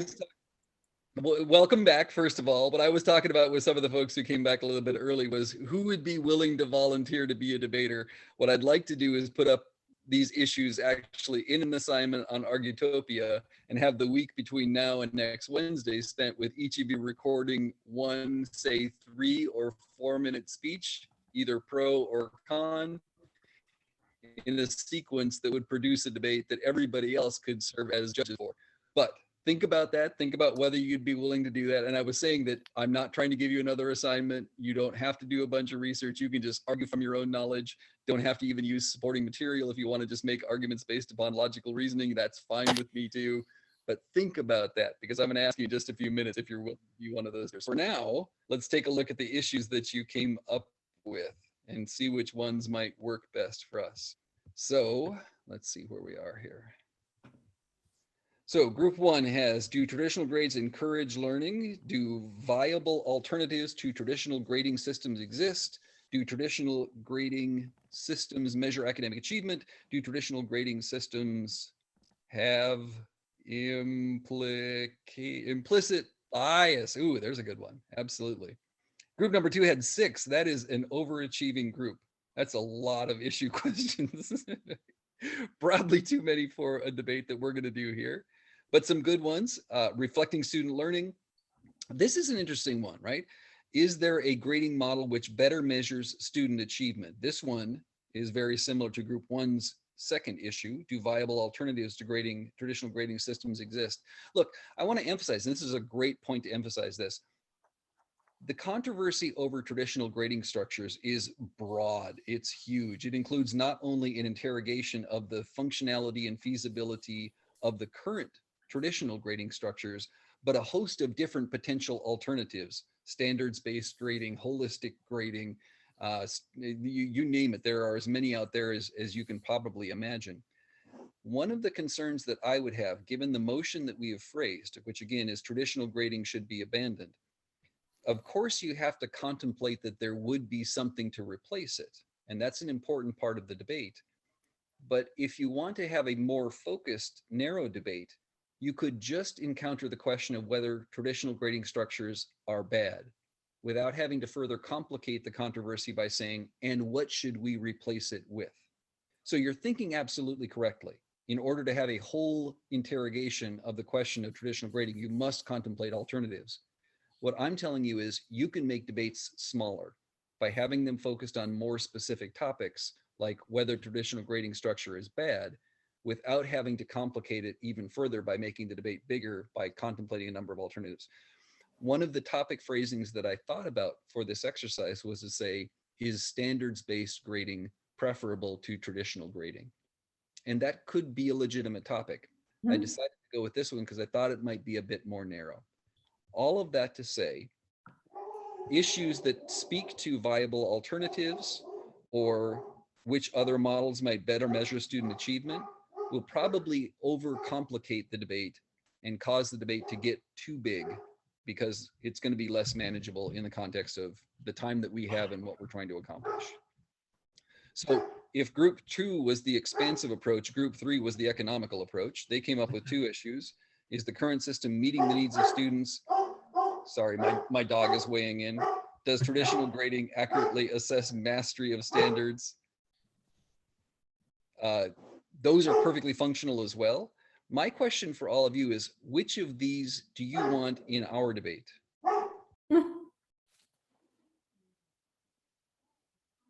I like the bias question.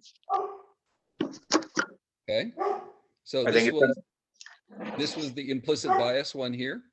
Yeah, I think it's very important to, and this is for me coming from kind of an outsider because I'm not a teacher, right? Does it make it accessible for everyone? I'm very sorry, folks. There's somebody who's very insistently pounding on my door, and I'm not sure what's going on. So I'm going to step aside for a second. Do continue to talk about which of these issue sets you think would work or how we could combine them to make it most effective. I really like a question about whether it accurately affects learning or ability, because I think that seems like a really core question to should we give it up? Well, I wonder if we could tie that in group twos, if we could tie 1 and 5 together. Do traditional grades accurately reflect student learning and competency? If you could add group 3's number 1 into that mix too, you could create a cool permutation that incorporates all. Mike, you eliminated my video and I can't get it back on. So, Oh, I didn't mean to. well, you're the host. Oh shit, I'm not the host. Is that a choice between turning off McComas's video or Mike, and you chose video? Oh, Go figure. one permutation of that question we discussed was, does it adequately prepare students for life after school? Yeah. I like. I'm going to show my bias here a little bit and say that I hate that question because I think that people's assumption is always college as the next step. But not the way the question is worded doesn't insinuate that. So, well, that's why I like learning and competency. I think that works. So are we to this one? Is that what we're talking about? Traditional grading system? Learning or competency. We were talking about About 1 and 5, 1 and 5. merging it together. So do traditional grades accurately reflect student learning and competency would be the question. Is the conjunction and or? We could do and or. That's kind of what we were getting at with our number 2, really. Does traditional grading accurately measure mastery of standards? Which I think the question becomes, are standards necessary? I think all of us are trying to get, like, it just seems like to me some version of that question, whether it's the way any of the groups wrote it, is the core of the controversy. Like, why do we get rid of it the first question is, does it work, right? If it works, we don't need to abandon it. If it doesn't work, then we need to do something. So I think this discussion illustrates both the possibilities and the problems of framing issues collectively. Any of these issues are Go figure. They're all well done. They absolutely are. And they're all phrased appropriately. Some of them are phrased differently than I would phrase them, but nonetheless, they get at issues, they get at arguments that are relevant and material to the question of whether or not the traditional grading system should be abandoned. Because we are pressed on time, and because I want to respect the time that you've given me tonight, I'm going to suggest that we take a look at this system that I came up with that captures many of those same ideas. It doesn't necessarily capture the competency, but it does in issue number 3 imply the question of competency by talking about incentives or appreciating learning for its own sake. And this should be in students. So for the purposes of this, and I would say that for the purpose of this exercise, I would be more than happy to replace number 3 with what you've phrased as number 1 up here. If I do that, and we think about getting rid of number 3, would that give a set of issues that reflects most of the interests that you've had, recognizing that we're not going to be able to capture them all or work it all out in the short time that we have together? I agree with that because I think number 3, as it stands, kind of it makes the assumption that students are appreciating learning for its own sake in the traditional grading. Yep, and I actually like your phrasing better than mine. Okay, let's do that. I like those 3 as area. Like if I were going to do this in class, I would like those 3 areas for kids to talk about. Well, I think I wouldn't do competency because I don't know that kids understand what that means at like a freshman or sophomore level, but I think it's great for what we're doing. Sure. If you wanted to make that more simple, you could get rid of the competency and you could have a broader discussion of what learning means. That competency word might put some students off, but it gets at the same idea. For our purposes, let's leave it in there just for now. And that's actually a perfect point of transition because in the last 15 minutes, I'd like to show you how you go about setting up an assignment on Argutopia. So you've seen already that I built a class. This is the Astra training class. You can create whatever classes you want. If you have several different debate classes like debate 101, 102, whatever your names of your classes are, biology, economics, doesn't matter, but you create a class. Once you create that class, the first thing you then have to do is to populate it with students. And I've already put almost all of your email addresses in here. As a matter of fact, if you would look at this list as I scroll through it and let me know if you don't see your name in here somewhere, that would be helpful to me. Great. I do not see my name. And you are who? Wesley Rice. Okay, Wesley, would you please give me an email address? Sure. W Rice, WRICE at USD, or wait, hold on. Yeah, USD266.com. All right. So it's just that easy to add students to class.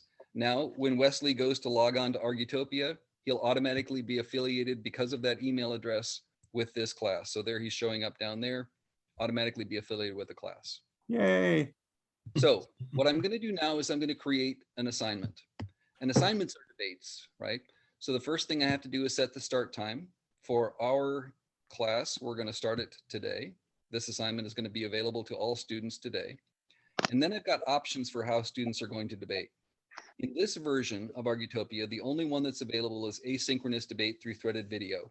By next week, when we meet again, I'll have real-time in-person debates available as an option, and I'll talk to you a little bit more about how those work next Wednesday. But for now, I'm just going to proceed through the asynchronous with threaded video debate. This is a really useful way to do it because ultimately this provides you with the ability to have the students do the debating outside of class on their own time. And in some ways, having them record their speeches rather than standing up before the class and making arguments diminishes a lot of the anxiety that students can experience. The next step then of creating this assignment is to input the topics and the issues that I'm going to have for my debate. Now, I could use one of the prepared debates. So when I click on this option over here, and I'm not sure who it is, but somebody's got a microphone open that's pretty loud in the background. Would you check and make sure that you're muted for a second, please? Thank you. I could use one of the pre-populated debate kits here. So this pulls up a search function for me that allows me to scroll through some of them, but it also allows me to search for debate kits that might be relevant to things I want to debate. So for example, if I want my students to debate something about President Biden, I can search for Biden and see what debate kits are available in here on that subject. Again, eventually and very soon, we're going to have the ability for instructors just like you to build out your own debate kits and to share them with the world so that others who come to Argutopia could use this same approach to find the debate kits that you've designed. It also has the ability to put resources in. So all of these links take you to basic resources for pro and con analysis on these topics. You'll be able to put your resources in there too. So if you build out an evidence packet, for example, you could link directly to that evidence packet within Argutopia that the students could then access in their preparation for the debate. But we've already built out our debate. We're going to use the topic that traditional grading should be abandoned. So I'm just going to cut and paste that from this document, drop it in as my topic. And then we had 3 issues. The first one is traditional grading inequitable? I'll drop it in there as my first issue. I've got, would abandoning traditional grading diminish incentives for students? I'll drop it in there as that issue. And then for my third issue, do traditional grades accurately reflect the student learning and or competency? Now, I've got to add an issue down here. There's only 2 issues available, so I just click add issue. That populates another issue down there. I drop that text in. I've got my 3 issues, and I move on to the next phase. Can I interject with a question? Please. Is there a limit to how many of the subpoint issues? I think we're limited to 6 right now. Okay. I might be wrong. I think it might be 5. Actually, I think I misspoke. I think we're limited to 5 issues right now. And that's just in terms of the screen real estate that we have available.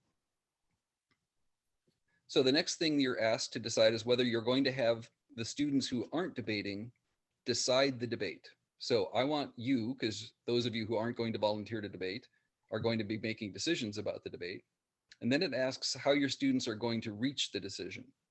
You can have students just submit an individual model, or you can have students submit an individual model and then deliberate in groups about that, reconciling those models. So I'm going to choose in groups because that's what we'll be doing next Wednesday.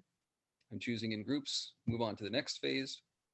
Now I get to decide how people are going to debate. So here's where I have to put you on the spot. Are there people who are willing to be pro and con debaters for this exercise? If I get just 2, then we're going to do a 1 versus 1 debate. If I get 4 people willing to do it, then each person can do 1 speech and we'll have a 4-person debate. There's Kim. Thank you. That's 1. I need at least 1 more person to volunteer. Kim, make your best. We for sure need to be there, be able to be there next Wednesday. Is that correct? Well, actually, if you're a debater, we have it on a 24-hour cadence. So if Kim is the first pro debater, she would have 24 hours to record her speech after the assignment opens. The first con debater would then have 24 hours to record their speech after she records hers. So Kim is going to be obligated for 1 day out of the next 4 to record her speech. She doesn't technically have to come back next week, but I'm sure she's interested to decide whether to find out whether or not she won or lost the debate. So it would be great if you came back. I can I give a tentative, because I don't know, it depends on what my schedule is and I'm not sure. Well, to make the assignment work, I kind of need people who are willing to say, yes, I'll do it, or no, I can't.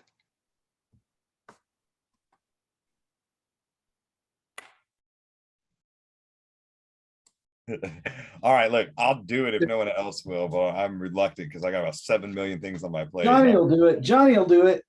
I'm a So horrible debater. I was gonna say is if like if I could do it on Sunday morning, I definitely could make time to do it because I'm gonna have some downtime. I just don't know how the timing of of it all would work. Well, again, it depends upon how many people get involved, but what I can do is I can have a 1 versus 1 debate. In that case, there would only be 2 speeches recorded. So 1 pro speech, 1 con speech. Obviously, it works better if you have multiple debaters involved, but we can do it with 1 pro speech, 1 con speech, and I can make sure that there's enough time for people to record their speeches as well. So, Anthony, does that make you willing to do it? Mike is making all kinds of arrangements here on all your behalf. Look, Pam and David should do this debate. They You mean I'm working at a hospital? Don't go there. okay. I can find some time to judge, but it's going to be hard for me to. I see what you did there, Mike. Clever. So if you don't mind me doing this at 5 a.m. to 7 a.m., because that's where I'm going to be sitting and flying, I'll do it during that time.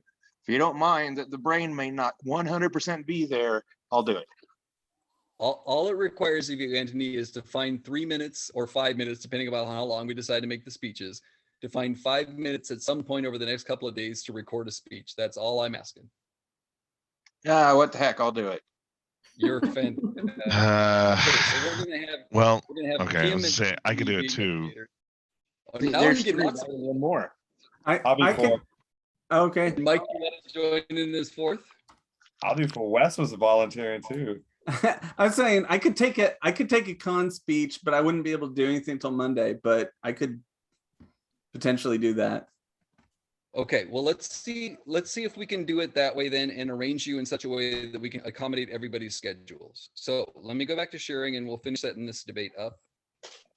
This is awesome because this is the part of it that I've been excited to see, and I just haven't gone and done it because it's hard to create that extra time. So much appreciation to everybody that's here and doing this. So let's think about how long we want the speeches to be. Do you want 3 minutes, 4 minutes, 5 minutes? Which do you want? How long do you want those speeches to be? Three. Oh, okay. I was gonna say I tend to be long-winded, but all right. No, 3 minutes. All right, it's going to be 3 minutes. So the first pro speech, and you can do all this, by the way, you can auto schedule all this. So if I click this auto schedule button, it will give me the override warning, but it'll automatically populate for 5-minute speeches, and it'll set up a 24-hour cadence where, remember, we said we are going to start this assignment on the 10th. This gives then a 24-hour window until midnight tomorrow night for the first pro speaker to record their speech. 24 hours after that, on the 12th, the first con speaker has to review the first pro speaker speech and record their speech, and so on until each person has had that one opportunity to record their speech. But we're going to adjust this downward. We said we wanted 3-minute speeches. And we said we wanted the first one to begin not tomorrow, but on Friday. So that gives Friday, Saturday, Sunday, and Monday as the 4 days on which each of the 4 debaters are going to record their speech. Okay. Steve, is there any way we can start it tomorrow? I mean, if I'm going to jump in, tomorrow would work best for me if I'm going to be on the pro side, honestly. I mean, I've got a killer tournament this weekend. My days start at 4 in the morning. I am on the bottom of the ocean. You are amazing to be willing to volunteer. I would gladly start it tomorrow. So that lines that up just perfectly then, because that'll start tomorrow. And then Friday, Saturday, and Sunday will be the last day. Sunday at midnight will be the last day that somebody could record. So I can't, I will be out of town until, like, I won't be here until Monday. So. Well, and Steve, it looks like that it gave the weekend off for those dates too. So it had like the 2 speeches were Thursday and Friday, and then it had Saturday, Sunday off, and then the second pro was Monday, and the second con was Tuesday. Yeah, so I could do Tuesday. So make it your second con, Wesley Rice. Well, part of what I need to consider, though, is I need for everybody who's not debating to have an opportunity to go back and review the whole debate once it's all been submitted and completed, and to arrange their individual models in preparation for coming back on Wednesday to do the deliberation, because it's difficult to do the deliberation until you've actually arranged your individual model first. So let me do this. If Tony can do Sunday, then I could do Monday. Yeah. Okay, so let me set the first one to start tomorrow, the second speech to be due on Saturday, the third speech to be due on Sunday, and then our fourth speech will conclude on Monday the 15th at midnight. That gives everybody else all day Tuesday to do your individual decisions. And if those are submitted by Tuesday at midnight, then we come back together on Wednesday the 17th to do some active deliberation in groups. So we've got that all set up. I'm going to click next. This gives me just a review and make sure that I see that it looks the way I want it to look. Hey, Steve, I have a question about the timing. Sure. Not about the timing of this debate, but about setting up the timing. Yeah. If I wanted to take 2 days to do a classroom debate, or 3, like, and I wanted 4 kids to debate, do you have to set that window so that it's a day each? No, this is for asynchronous threaded video debates. When we do our live debates, you can schedule all 4 debaters to participate in a debate that occurs all. Gotcha. Okay, cool. Thank you. Yeah. That's the presumption for live debates, is that the whole debate occurs in sync at the same time. Okay, so now let's add our debaters. This is going to be our setup for our debaters. So I need to recall who's debating first pro and second pro, and I don't recall that. Kim is first. Kim, and what's your email address? Is this Kim Newby? Is that you? That is correct. Okay, and who wants to be Kim's partner speaking on Friday, I believe? Speaking on Sunday. Sunday? Yeah, I thought that two of you had to be on Sunday and Monday. Yeah, Or so something. it would be Tony that's on Sunday, but I didn't see earlier you didn't have my email address on there, so I'll need to give it to you. Oh, Yeah, okay. there you are. No, there you are. AnthonyNation@gmail.com. Okay, but right now we're putting in students for the pro team. And so Yes. I need someone to partner with Kim. That would be a Sunday debate. I guess, Anthony, that would be you then, if that one could end up on Sunday. Yep. Yes. Okay. Oops, I forgot to click add. I'm sorry about that. So that was Anthony and Kim. Right. And then on the con side was going to be whom? Me, And which email address am I looking for? Dunlap _Johnny. It's like the 5th or 6th one down. There we go. And your partner? Me, what, W Rice. There it is. So one of the things that you can do too is you can auto schedule a whole class. So we'll automatically distribute your students randomly pro and con assignments based upon what your preferences are.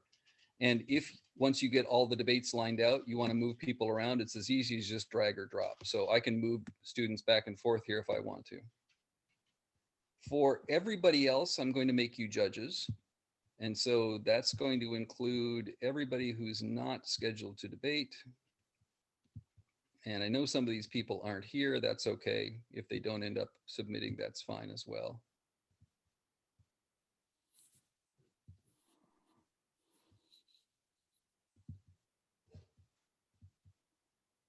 And I'll just add those all as potential judges. So now that all of those people will be able to see the debate once it's finished, and we'll be able to adjust the model appropriately. Once I've got that all built out. If you were having students like discuss this from the judge perspective as well, can you assign them both to debate and judge? Yes, you can. Okay. You can do one assignment where they're simultaneously in one debate being a debater, and they'll serve as a judge in a different debate. Can they be both a debater and a judge in the same debate? Not in the same debate, no. Okay. So I'm going to need to be moved to that second con spot. Okay, so you need to be moved to second con speaker, is that right? Yeah, because I'll be out of town until then. Okay, so did that accomplish what you needed done? Now Tony is the wrong spot. And Tony was originally there, is that correct? Yes. So it looks like that you can swap the pros and cons in this spot as well, like who's speaking pro and con. Exactly. Hey, look at the due dates now, because the due dates got weird when you made those moves. That's interesting. I just noticed that. I tell you what I'm going to do. I'm going to make sure that we adjust the due dates so that they are as they were supposed to be. And I'm going to make sure that our coder makes that adjustment. That's one of the bugs I just noticed that is popping up here. So I'm going to make sure that I get a picture of that and can talk to our coder about that. We'll adjust those appropriately allocated. All those years. I'm going to create the assignment. And now it's available to students. So when you go on Argutopia, when you individually go to Argutopia and you're one of the debaters, you're going to be able to access this same debate. The traditional grading should be abandoned. If you're one of the debaters, you're going to be able to see the model that looks like this. So there's the model that we came up with. Is traditional grading inequitable? Would abandoning it diminish incentives? Would do the grades accurately reflect learning? And when it's your turn to debate, you can just go under this schedule, you click record, and that pulls up our recording option. Loom, yay, Loom. One of the things that I would encourage you to do is to set this for camera only. Otherwise, it'll record your screen as well. And when you start recording there, you can record your speech right directly onto your computer right here. Of course, if you want to, each of your individual models is available for your preparation. So you can add your arguments in here if you'd like. Of course, if you're instructing a class, you'd want your students to do that in preparation for the debate. And so you would have them add those arguments pro and con. When it's available, when the debate is done, when all the speeches have been recorded, Judges will be able to come back in here. Those people who are serving as judges for the debate will be able to come back in here and watch all of the debates in a row that have been recorded by the various debaters over the course of the last few days. And they can watch the debate top to bottom, record the arguments that they think are relevant in each of the respective spaces made by the pro and con debaters, and then allocate the model accordingly. Make sense to everybody? It does. I have a quick question for you. We've got 3 minutes. Are we to answer or address all 3 issues? You're to do the best job you can of addressing those issues in that 3 minutes. So the ideal, of course, is that you would have some arguments that are relevant to each of the issues, but it's entirely possible that you might work with your partner to allocate certain issues to them while you retain other issues that you're going to address. Yeah, that was my next question too. So this is a team deal. I mean, in a classroom setting, yes, of course, you'd want the students working together to plan their strategy. For our purposes here, I don't expect you to spend a great deal of time collaborating with your teammate to make sure that you're making the best possible winning case that you can. yes, because Anthony, I think, said he's going out of town. So I don't know when we get together and collaborate. No, Look, I debated with him before. He's not a very good partner anyway. Yeah, I'm liable to kick out of the case and go for the impact turn anyway. So. Well, I have already run over time, but I will be glad to stick around. We got through the basics of this, and I think I've at least given you a sketch. There is documentation that is available. If you'd like more documentation on how things work, you can always go to our documentation site. I'm going to put the address of that into chat, and you'll find that information, that documentation available on there. So it's got directions for what you're supposed to do. My email address is on that email that I originally sent out to you. If you need to communicate with me, by all means do so. I'm more than happy to answer questions or make adjustments as you need to. And I'll also use that to ping people to make sure that you know that you're up for speaking, or you know that the debate is available for your review as a judge. It'll give you that opportunity to interact on the platform. But I'll also stick around and answer any questions that you might have. So a couple of people were interested in talking about potential professional developments for schools or for their districts. I'd be happy to have those conversations. I definitely want to do that. I did have a question before people disappear, because did we talk about what the login is for this? Oh, it's simple. You go to argutopia.co. Right. You put in your email address, and we use what's called a magic link system, which is a new form of logging into websites. Once you put in your email address, it shoots you an email with a link to your inbox. You click on that link, it takes you back to Argutopia, and that validates your authenticates your user ID on Argutopia. So you don't need a password. And I will say, and I've talked to Steve about this, like my school district, I'm still not getting, I don't get the confirmation emails. I tried it again tonight, but like I popped my @AstraDebate@gmail.com, get it right away. So if you have it, if there is an issue, that's the kind of thing I think Steve needs to know as well. I know Russ was maybe had some filter issues before. You know, I did it earlier. I got right in tonight. The issue for me is going to be, and Steve, this is something you need to talk about in terms of talking with your tech folk, your coder or whoever. There are like my district won't let students receive emails from outside at all. Yeah. So in a world where that's true, what's the is there an alternative? Do I just have to Russ, fight? do they not have a whitelist at all? They do, but it take. I hear you. The active God thing is a thing for us too. I mean, I've won most of those battles, but I don't win them all, right? I was gonna say, because we like the tab room emails, we've gotten whitelisted, but like I didn't know. What we have available, it's not yet activated, but we do have available the ability to distribute a simple link to students so they don't have to use email, that you can give a secure link to students. Now that is a bit riskier, of course, because they could pass that link on to somebody else, but you can have an expiration date on that email, on that link too. So it can only be valid for a day or a week or something like that. Strangely, I suspect that my tech people would like that danger more than the kids getting email because they're crazy. But I understand. I have questions that you may not know the answers to yet. Give me a shot. I'll see.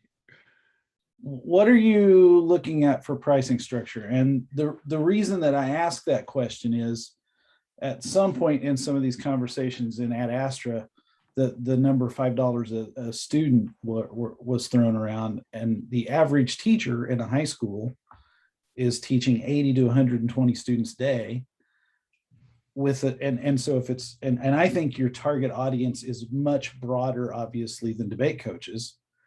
So I don't think I can get our social studies department to turn loose of $250 to $300 per teacher per semester for a tool they're going to use in class 1 or 2 times.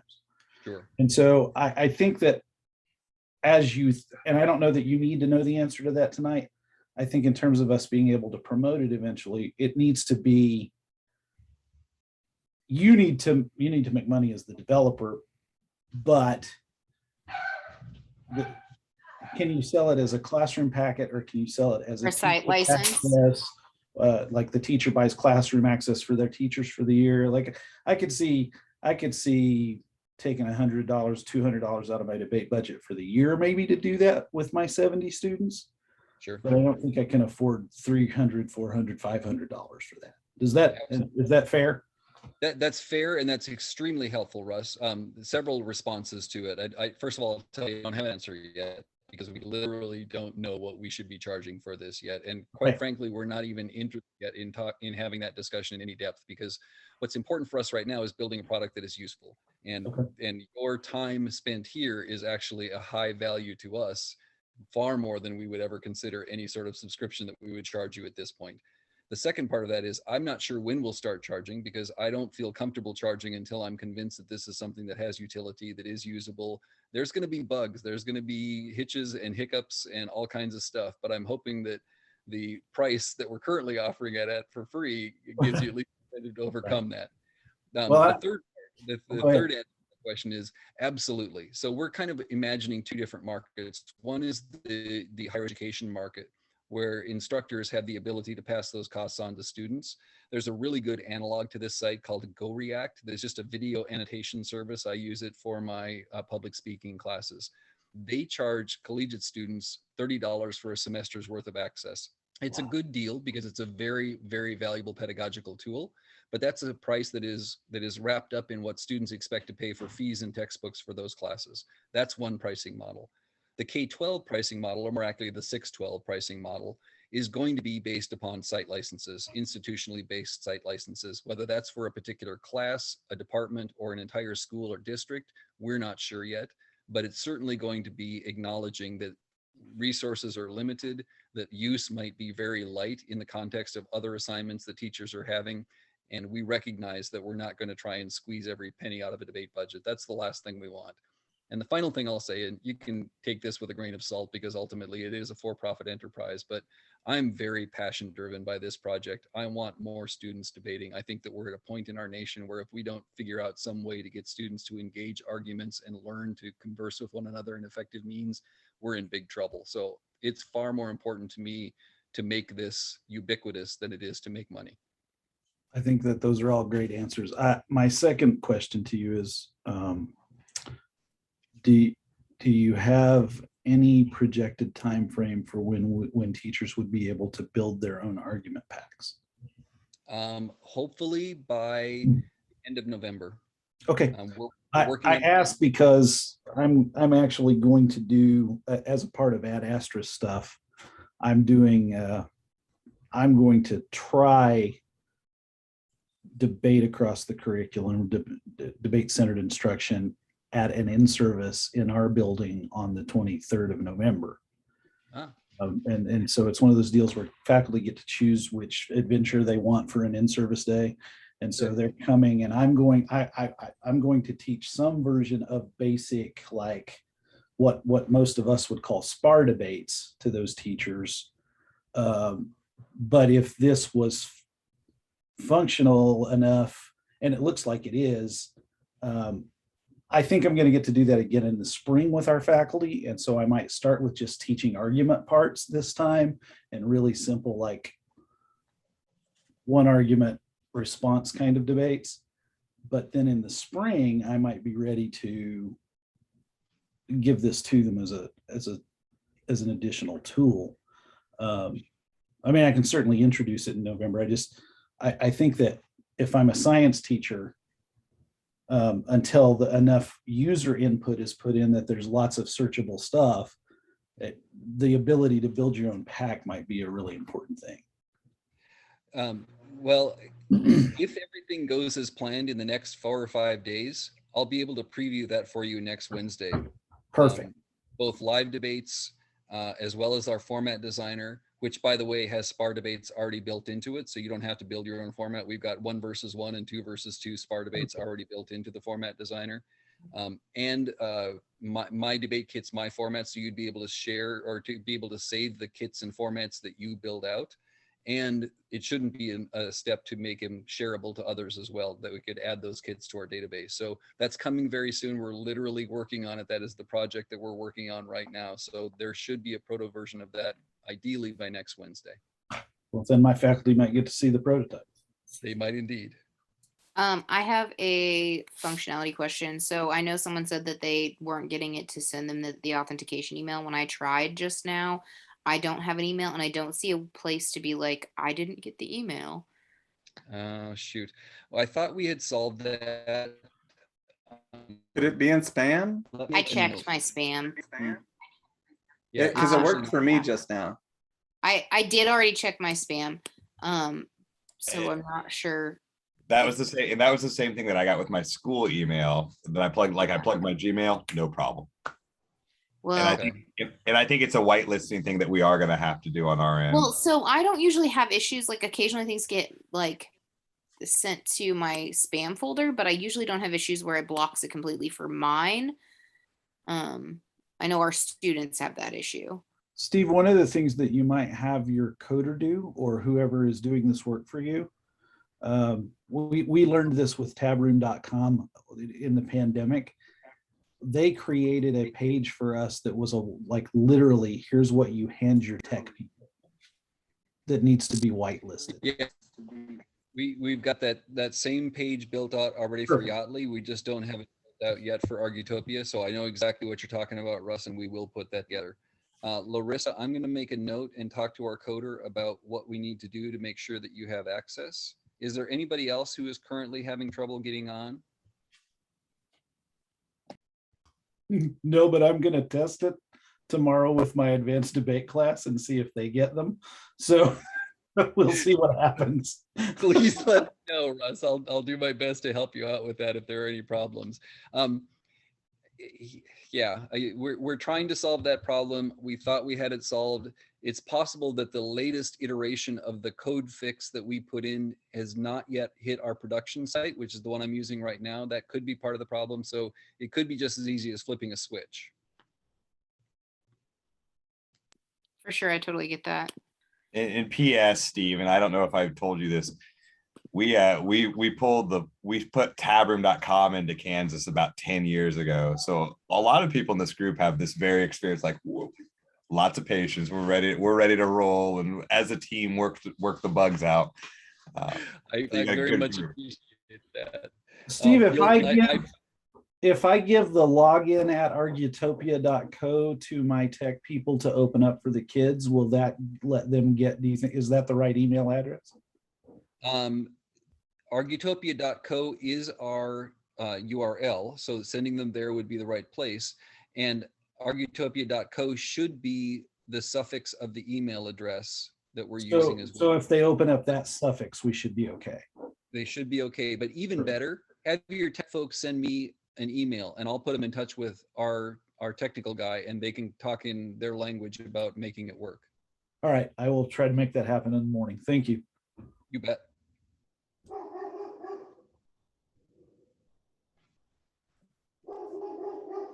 So again, I'm happy to stick around as long as people would like. I love talking about this stuff, but I also want to, like I say, respect your time. So I know it's getting late for you.